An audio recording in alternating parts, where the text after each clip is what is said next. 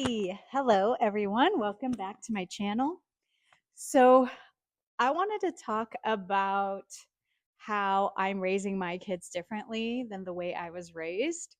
And I say I because my husband was obviously raised completely differently from me, but I am a first generation Chinese American. I was born here, raised here, and have never lived anywhere else.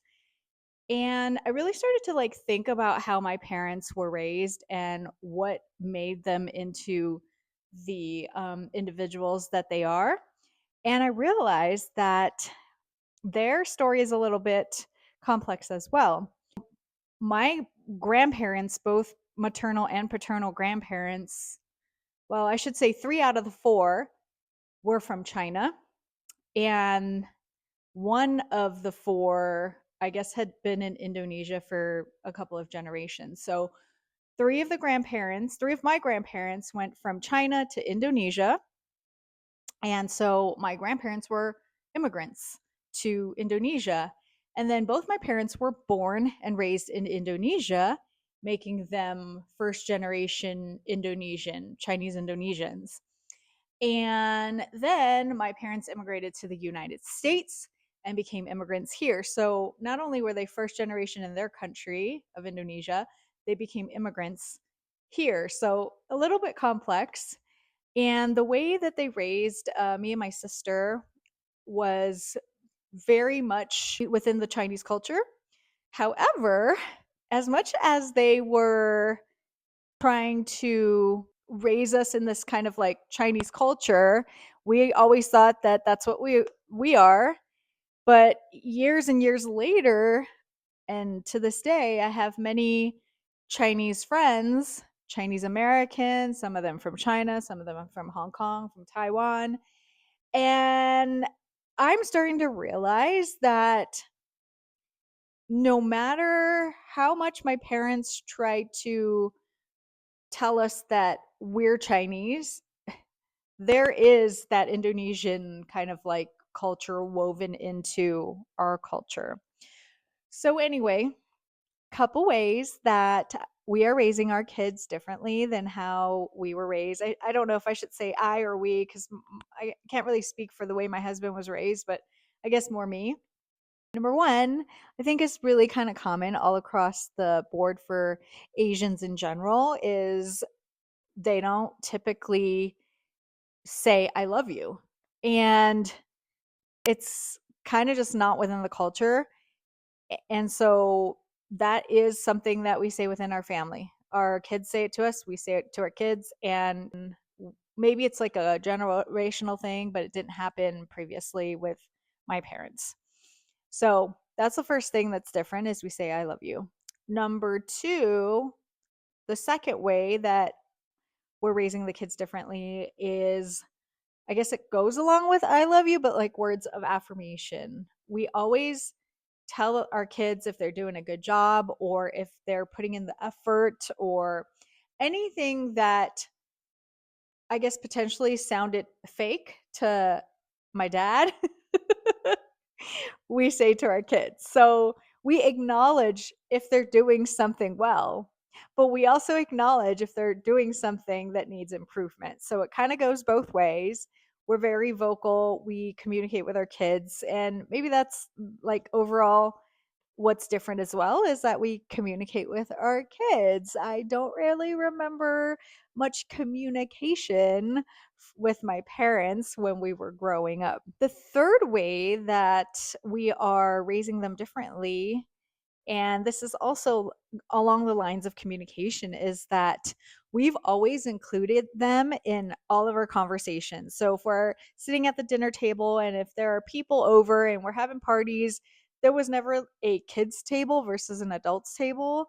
The kids were always welcome to join us in our adult conversation. Our oldest one has always preferred to sit around the table with the adults and just absorb the entire conversation rather than hanging out with all the other like cousins. So that's another thing that we have always done is included them in conversations. So we feel that they kind of know a lot. They know a lot about our professions.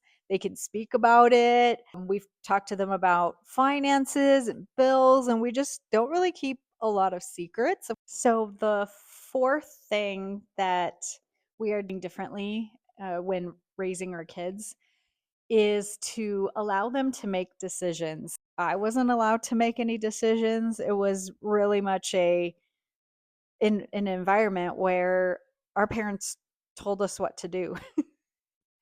It was there was never any way that they were teaching us how to make decisions.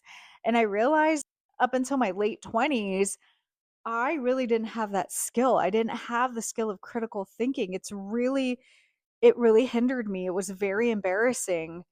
And I remember there was an incident at work where I was asking a supervisor a question, and she was a wonderful supervisor. She was younger than me, wise beyond her years, and she answered my question in a way that was very kind, but there was something about the way she answered it that made me realize that I should have known the answer. And it was almost like a turning point where in my brain something clicked and I realized, oh my goodness, why am I lacking confidence with every question that comes my way? I should have the tools to be able to do my job and do it well and not ask questions about everything that's, I'm unsure of. I just didn't have the confidence. And so I started thinking, okay, well, it must have something to do with the way I was raised. I was always just kind of told what to do. What I've done is me and my husband, we've decided that we really need to guide our kids in making decisions. So sometimes they come with us, and oftentimes they come to us with kind of questions on, like, oh, what should I do? And instead of just giving them the answer to whatever it is, we talk it through, like parent and child. We talk it through. We say, okay, well, if we do this, this is the result. If we do that, then this is the result. And I think it's super important to kind of teach the kids how to come up with a resolution. And it's for me, it's not, I mean, there's no choice. There's no other way. The kids have to grow up and make their own decisions. And I'd rather them make mistakes while they're in our house. And, some of these decisions are you can get into a lot of trouble. And if they don't have the ability to kind of figure out how to come to a solution or an answer to a complex question, then we're kind of setting them up for failure. So that's kind of what we're doing differently, is teaching them how to think critically and talking through things and coming up with solutions. So, the fifth way that we're raising our kids differently is, and this one's going to sound really strange, but we're expecting our kids to do a little bit better academically than we did. And I'm not saying that I didn't do well in school, but my parents actually never emphasized academics. They never emphasized um, taking the most advanced classes. I mean, how could they? Neither of my parents finished high school. They were raised in Indonesia, as I've mentioned, and during that time, they were going to Chinese schools in Indonesia. And when their Chinese schools were closed by the government, I think that's what they said, they opted to then not finish school. So my parents actually have ninth grade education, and it probably seems so strange because typically academics are stressed and emphasized in Asian households, but not in mine. And I often think about how much further we'd be along if I had parents that stressed academics. So we're definitely doing with that with our kids. We're pushing them to take the most advanced classes in a high school. Both of our kids have taken advanced placement classes, AP classes, which are college level. and they're doing very well, getting mostly A's while balancing sports and music and extracurricular activities. And the final way that we're raising our kids differently is we celebrate all the special occasions. So growing up, I didn't have any birthday parties. I think a lot of it had to do with the fact that we lived in an apartment. I grew up in a 1-bedroom, 1-bathroom apartment and that was 4 of us, which means there's no space.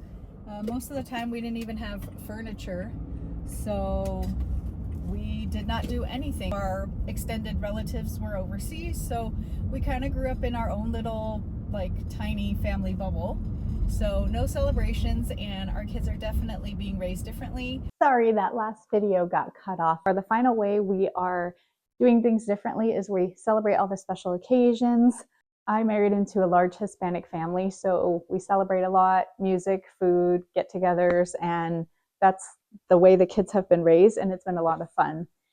Anyway, thank you for watching. Those are the 6 ways that we are raising our kids differently than how we were raised, and we hope that they can look back and reflect upon a very beautiful childhood and can turn around and do the same for their kids. Thank you. Bye.